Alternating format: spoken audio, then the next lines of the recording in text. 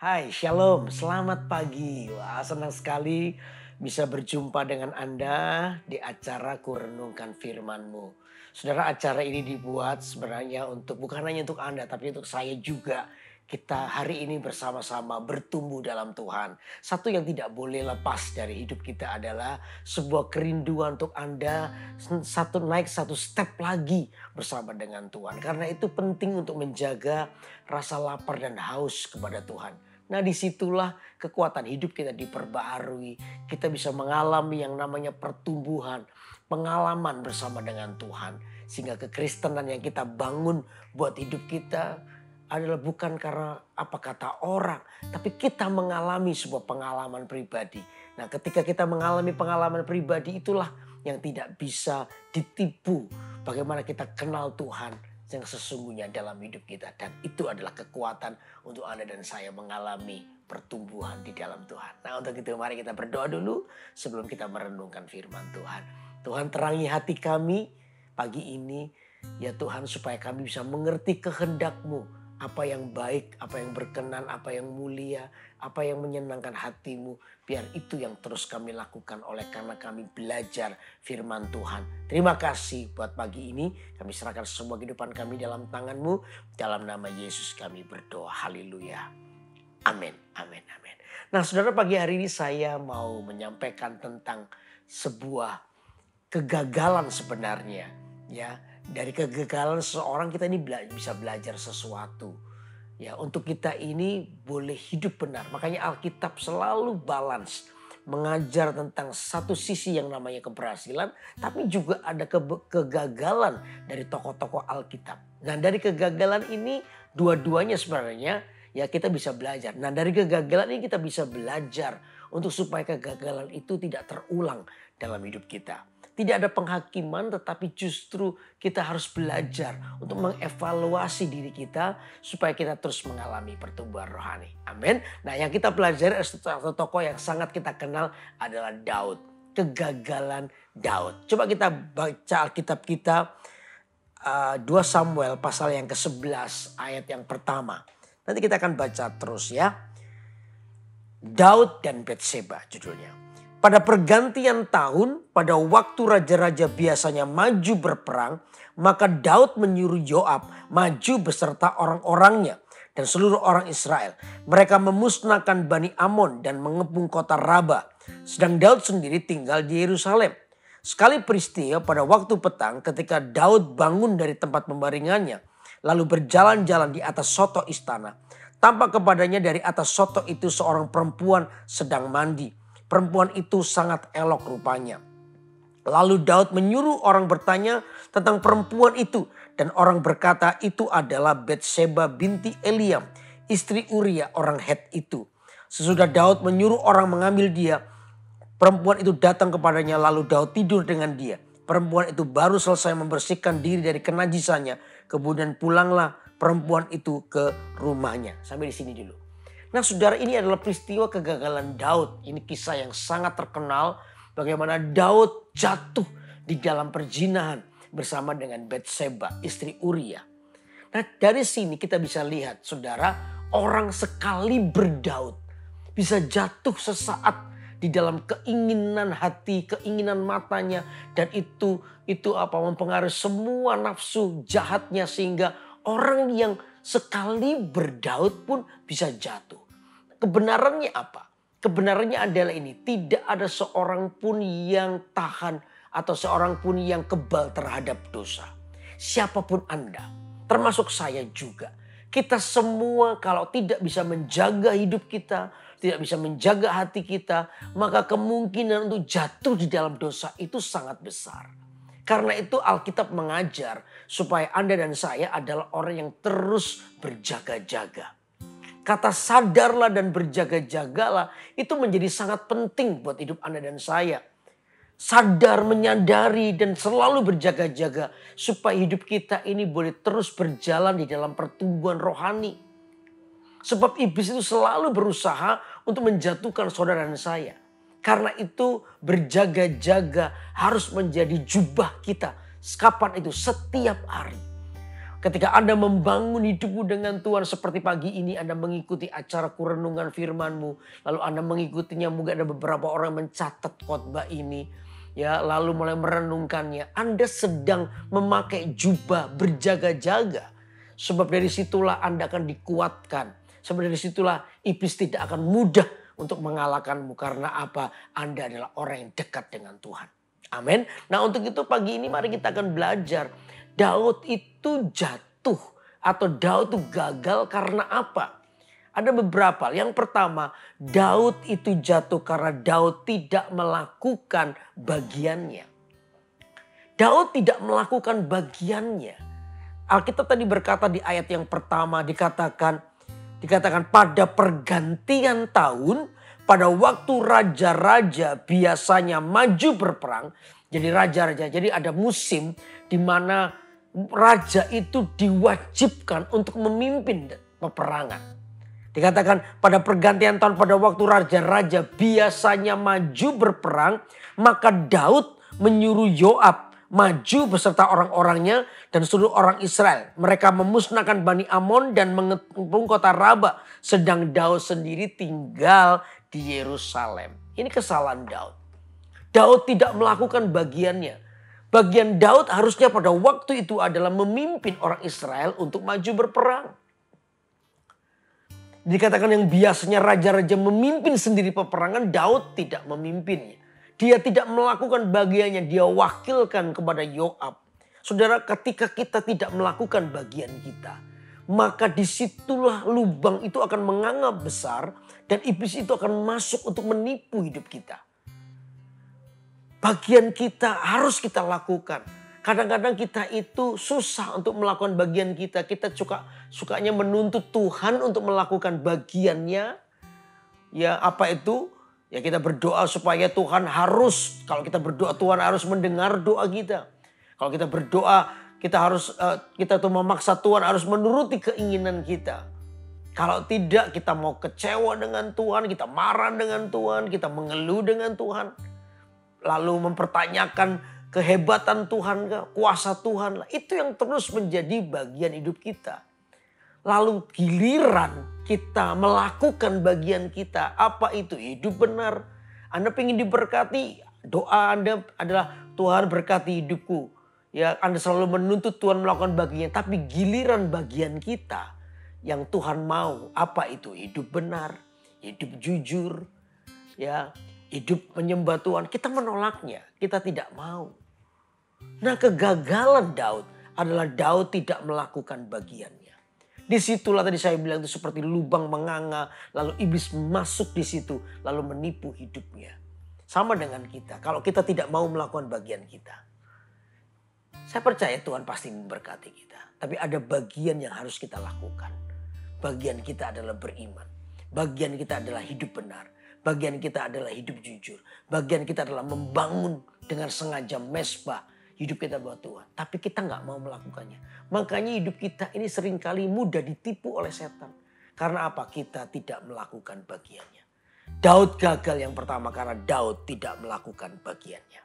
Lalu yang kedua, kegagalan Daud apa? Daud itu sombong. Kegagalannya adalah kesombongannya. Daud merasa dia itu berperang, dia menang terus. Kayaknya tidak ada yang bisa mengalahkan dia. Makanya begitu musuh yang berikutnya ini, dia cuma cukup wakilkan Yoab aja yang berperang. Gak perlu aku, ini musuhnya kecil ini. Mudah dikalahkan. Gak usah aku yang berperang, Yoab aja cukup. Memang Yoab menang mengalahkan musuhnya itu. Bani Amon dan Moab dikalahkan oleh Yoab. Tetapi untuk Daud sendiri, Daud telah takabur. Telah sombong. Saudara, kesombonganmu itu adalah pintu di mana kejatuhanmu siap menerimamu. Hati-hati. Detik ketika kita sombong, merasa bahwa kita ini bisa, detik itulah kejatuhan kita. Saudara, banyak kali iblis itu memakai ini. Makanya tetap Alkitab mengajar kita untuk tetap rendah hati. Belajarlah untuk menjadi orang yang selalu ingin belajar. Mudah ditegur, teachable heart, memiliki hati yang mudah diajar. Sehingga dengan demikian kita tuh selalu menjaga yang namanya kehausan akan Tuhan. Semua yang kita punya hari ini itu karena Tuhan. Hari ini Anda punya prestasi bagus, punya jabatan tinggi, bahkan mungkin keuangan yang berlebih. Itu semua berkat Tuhan. Kita tidak akan mampu mengusahakan tanpa berkat Tuhan menyertai kita. Karena itu jaga hati kita semua, termasuk saya juga. Saya kalau bicara seperti ini saya juga mengingatkan diri saya. Gak boleh sombong. Hati-hati. Kesombonganmu itu akan membawa pada jurang kehancuranmu. Karena begitu Anda sombong, Anda akan menjadi orang yang susah ditegur. Begitu Anda sombong, Anda tidak akan pernah belajar terhadap sesuatu. Begitu Anda sombong, Anda akan merasa tahu semuanya. Dengan demikian Anda akan menjadi orang yang paling mudah untuk ditipu oleh setan. Halo, amin. Kita akan menjadi orang yang mudah ditipu oleh setan. Itu yang kedua. Lalu yang ketiga, kegagalan Daud apa? Jelas tamak. Tamak itu serakah. Ya, Daud menginginkan milik orang lain. Ya, padahal Daud punya istri atau gundi atau apa banyak banget, saudara. Tapi tetap dia inginkan istrinya, istrinya Uria. Daud ini tamak. Sikap tamak ini yang bahaya. Orang egois. Suatu saat Tuhan itu pernah marah dengan orang Israel. Ya, karena orang Israel itu ceritanya itu di daerah satu tempat namanya Kibrot Ta'awa. Kalau Anda baca di Alkitab ya, Kibrot Ta'awa. Di mana orang Israel itu mengeluh kepada Tuhan. Israel itu mengeluh dan berkata, kalau kami dikasih mana terus, bisa nggak yang maha tinggi itu memberikan kami daging. Lalu Tuhan berikan mereka daging. Daging itu melalui namanya burung puyuh. Bertiuplah angin dari utara dan burung puyuh itu datang kepada mereka. Wah, ribuan bahkan puluhan ribu burung puyuh itu datang. Dan orang Israel itu tinggal mengambilnya. Ya, tinggal mengambilnya. Bukan hanya puluhan ribu, itu bisa jutaan mungkin. Ya, orang Israel tinggal mengambilnya burung puyuh itu. Dan mereka berlimpah. Alkitab berkata setiap orang itu paling tidak mengumpulkan burung puyuh itu minim. Paling tidak. Tiap orang itu 10 homer. Ya, 10 homer. Saya coba cari di Alkitab. 1 homer itu berapa sih? Ternyata 3,6. Ya, 360 liter 1 homer. 360 liter. Ya selisih lah. Kalau itu hitungan liter dengan kilogram itu ya hampir mirip-mirip. Selisih sedikit. Taruhlah 360 gram. Ya, atau 360 kilogram 1 homer. Bayangin setiap orang sedikitnya itu 10 homer. Berarti tiap orang itu mau mengumpulkan dan makan burung puyuh paling sedikit-dikitnya itu 3,6 ton atau 3.600 kilo. Jadi bayangin kalau setiap orang 3,6 ton mau dimakan sendiri. Makanya begitu Tuhan tahu sementara daging itu ada di mulut mereka, Tuhan itu pukul orang Israel karena apa? Keserakahannya, ketamaannya. Mereka itu cuma mementingkan diri sendiri, egois. Akhirnya untuk itu mereka menurunkan standar firman Allah demi ketamaannya. Menurunkan standar firman Allah, keserakahannya. Itu yang membuat akhirnya Tuhan murka dan memukul mereka. Saudara. Nah ini yang tidak diingini. Daud itu gagal karena Daud tamak menginginkan istri orang lain. Padahal istrinya cukup banyak tapi tetap dia menginginkan istrinya Uria.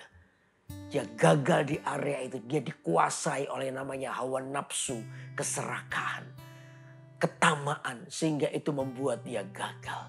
Itu yang ketiga. Lalu yang keempat apa? Jelas Daud gagal karena hatinya tidak bersih. Hatinya tidak bersih. Ketika dia tahu bahwa Batseba hamil. Kalau Anda baca selanjutnya. Apa yang dilakukan oleh Daud? Daud berusaha menghilangkan jejak atau memiliki Batseba dengan cara apa? Dia bunuh Uria. Dengan cara dalam peperangan berikutnya dia suruh Uria berada di barisan yang paling depan. Saudara dalam ilmu perang pada waktu itu tahu bahwa orang yang ditaruh di barisan depan itu adalah tameng. Jadi mereka adalah orang yang pasti diharapkan mati duluan karena mereka ini tameng di depan. Ya, dan Uria ditaruh di depan dan sungguhan Uria akhirnya meninggal dalam peperangan berikutnya. Daud mencoba untuk memiliki Batseba dengan cara bunuh suaminya. Hatinya begitu licik, hatinya begitu jahat. Saudara, begitu gampang hati kita ketika menjadi tamak lalu berubah. Hati yang tamak itu kita akan berusaha dengan menghalalkan segala cara demi membuat kita ini lebih kaya, mungkin membuat kita kelihatan lebih berhasil dengan cara apa, kita mengorbankan orang lain. Saudara, kalau itu yang terjadi, itu adalah bentuk kegagalanmu. Dan iblis paling suka dorong kita semua berada di area seperti itu. Karena itu biar pagi hari ini, mari kita izinkan Tuhan tuh menerangi hati kita. Daud yang sekali berhebat seperti itu aja bisa gagal, apalagi kita. Makanya selalu kata berjaga-jaga itu penting. Setiap pagi bangun mesbahmu supaya Anda tidak gagal dalam hidupmu. Karena biar kekudusan, kesucian Allah itu yang terus berada di hidup kita. Supaya Anda dan saya adalah orang yang berhasil sampai akhir. Yang kita lakukan adalah melakukan kehendak Bapa di surga. Amin saudara. Karena itu biar pagi hari ini mari kita datang kepada Tuhan. Dengan hati yang tulus. Kita belajar kegagalan seorang yang namanya Daud. Dan kita mau sungguh-sungguh hidup kita menuju kepada keberhasilan. Karena kita telah belajar dari sebuah kegagalan.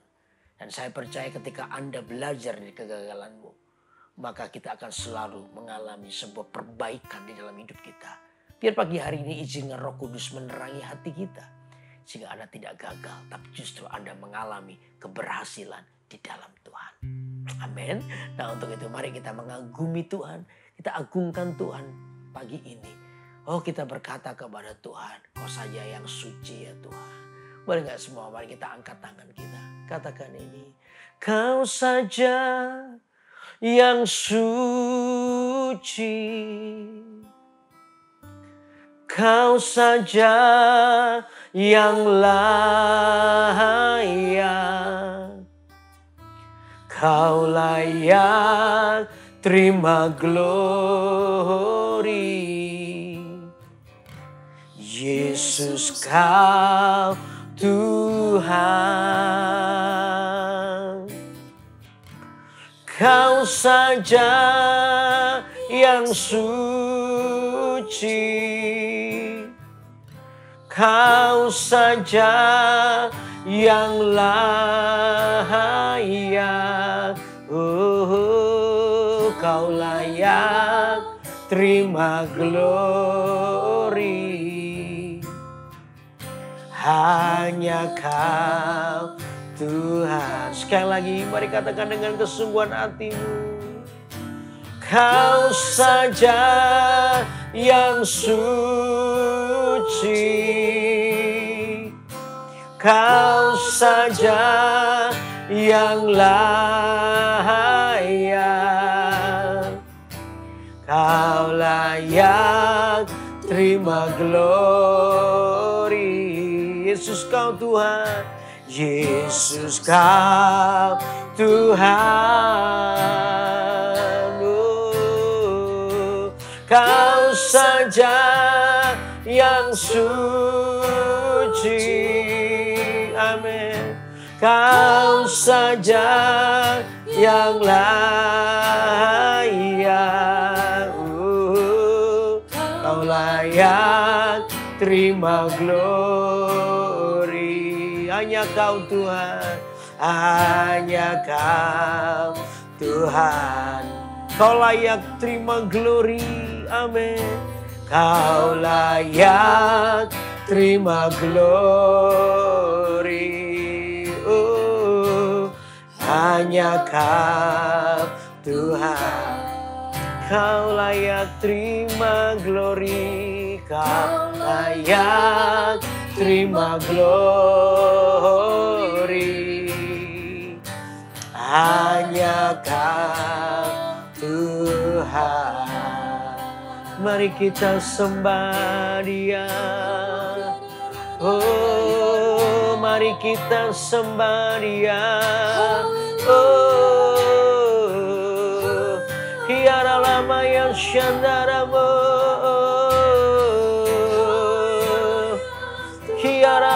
sendarama. Kami sembah Engkau Tuhan. Pagi ini kami menyembah-Mu,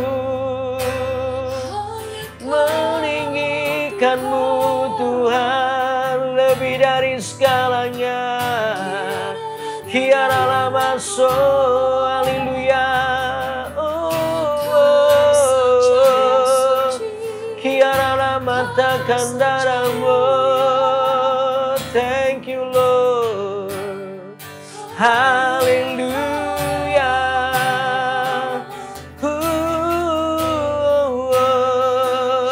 Kiara lama lama lama ya sandaramo. Kiara lama ya sande. Haleluya. Thank you Lord. Haleluya. Engkau menjadi pusat dari pujian kami ya Tuhan. Engkau Allah yang kami rindukan. Kami merindukan-Mu pagi ini.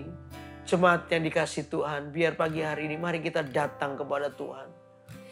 Dengan kerendahan hati kita, siapapun kita, termasuk saya juga. Kita bisa gagal kalau kita tidak pernah berhati-hati. Makanya sejak awal saya bilang kata berjaga-jaga itu penting kita terus letakkan sebagai jubah yang kita kenakan dalam hidup kita. Sehingga kegagalan tidak akan pernah membuat kita ini semakin jauh dari Tuhan. Tetapi membuat kita ini semakin belajar kegagalan orang lain. Kita belajar untuk kita ini berhati-hati. Mungkin ada beberapa orang yang sudah gagal di beberapa area. Dan hari ini saya percaya tidak ada kebetulan. Tidak ada yang kebetulan Anda menyaksikan acara kurenungkan firman-Mu hari ini. Izinkan Tuhan untuk menjamah hidupmu. Izinkan Tuhan untuk mengubah hidupmu. Sejak awal saya bilang tidak ada penghakiman bagi ini. Yang ada justru kasih Bapa yang ingin memulihkan keadaanmu. Kegagalanmu tidak boleh mengintimidasi hidup Anda. Sehingga Anda tidak bisa bertumbuh. Siapa bilang Tuhan masih mau menerimamu. Dia mengampunimu. Dia ingin memulihkan keadaan Anda. Karena itu pagi hari saya mau berdoa kalau ada beberapa orang yang merasa gagal hidupnya. Dan iblis terus mengintimidasi hidupmu. Dengar saya baik-baik. Tuhan ingin memulihkan keadaanmu. Tuhan mengasihimu. Kalau Anda adalah orangnya, mari angkat tanganmu, saya mau berdoa buat saudara pagi ini. Tuhan Yesus sama berdoa untuk orang-orang yang pernah merasa gagal dalam hidupnya. Tuhan, Kau tidak pernah membuangnya. Aku percaya bahwa kesempatan selalu datang dari Tuhan. Kesempatan yang kedua akan menghampiri kami. Karena itu aku berkata dalam nama Yesus, biar hati dan hidup kami dipulihkan oleh Tuhan. Engkau Allah yang memulihkan keadaan kami. Ampuni semua dosa. Mungkin kami tidak melakukan bagian kami. Mungkin kami merasa sombong. Kami tamak. Ya Tuhan, ampuni kami. Engkau yang memulihkan keadaan kami. Di dalam nama Yesus, biar tangan Allah yang kuat menopang kehidupan kami. Dan kami akan terus, bahkan mungkin berangkat dari titik nol. Kami akan terus bertumbuh. Tidak apa-apa, sebab kami tahu kalau kami berjalan dengan Tuhan. Tuhan yang mengangkat kami. Tuhan yang memberikan keberhasilan. Karena itu aku berdoa sekarang, Tuhan jamah kehidupan orang-orang ini. Supaya mereka mengenal kasih-Mu di dalam hidup mereka. Sehingga mereka boleh berjalan bersama dengan Engkau. Terima kasih Tuhan. Hamba berdoa menyerahkan hidup mereka semua dalam tangan-Mu. Di dalam nama Tuhan Yesus Kristus. Haleluya. Untuk orang-orang yang sakit, yang belum sembuh. Hari ini aku berkata, Tuhan, aku minta kesembuhan daripada Tuhan. Pagi ini datanglah kesembuhan mengalir. Aku berkata buat cancer, aku kutuki kamu keluar. Menjadi kering dan tinggalkan orang ini dalam nama Yesus. Tumor pada bagian paru-paru, tumor pada bagian telinga, tumor pada bagian mata. Oh, aku berkata di otak dalam nama Yesus. Aku kutuki tumor kering pagi ini dalam nama Yesus. Dan I speak healing. Aku memperkatakan kesembuhan mengalir di dalam nama Yesus. Untuk keluarga-keluarga Tuhan pulihkan. Hamba berdoa sekarang untuk setiap keluarga Tuhan pulihkan. Sehingga anggur baru boleh ada lagi pada keluarga ini. Terima kasih Tuhan. Kami serahkan seluruh kehidupan kami dalam tangan-Mu. Haleluya. Cepat angkat kedua tangan-Mu. Terimalah berkat Tuhan yang mengalir atas kehidupan saudara. Yang membawa pada kemenangan oleh karena Yesus Kristus yang mengasihi-Mu. Dia tidak pernah meninggalkan-Mu. Di tengah-tengah kegagalan-Mu pun Tuhan ingin mengangkat hidup-Mu. Terimalah berkat Tuhan ini di dalam nama Tuhan Yesus Kristus. Haleluya. Amin. Amin. Wah, senang sekali untuk terus menyampaikan kebenaran firman Tuhan buat Anda semua di acara Kurenungkan Firman. Karena itu terus ikuti acara ini setiap Senin, ya, setiap Senin pukul 6 pagi waktu Indonesia bagian barat atau pukul 7 waktu Indonesia bagian tengah, ya, di GMS, YouTube GMS Kalimantan. Karena itu ikuti acara ini, ajaklah keluarga, saya percaya Anda akan diberkati. Saudara yang belum subscribe, silakan subscribe lalu tekan loncengnya. Mungkin akan ada informasi baru yang terupdate buat Anda di acara-acara yang pastinya akan memberkati Anda semua. Karena itu sampai jumpa minggu depan di hari Senin pukul 6 waktu Indonesia bagian Barat dan pukul 7 waktu Indonesia bagian Tengah di acara Kurenungkan Firman. Tuhan berkati. Bye-bye.